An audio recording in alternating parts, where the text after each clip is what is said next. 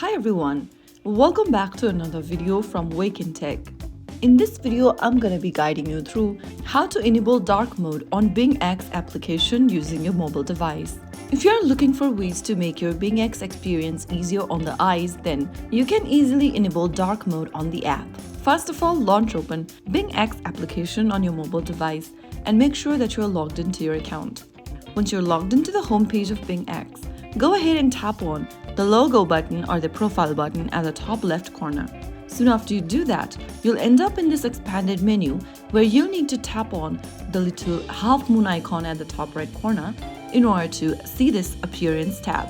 Now click on the dark mode button and you will immediately change your Bing X app interface to a dark color. And that's how you can enjoy Bing X in dark mode, reducing eye strain, especially during nighttime use.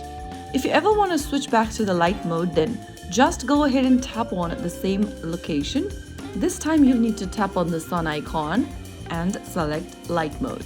So that is how you can easily enable dark mode on Bing X application using your smartphone. If you found the video helpful, don't forget to like, share and subscribe to our channel. I will be back again in the next episode. Thank you for watching.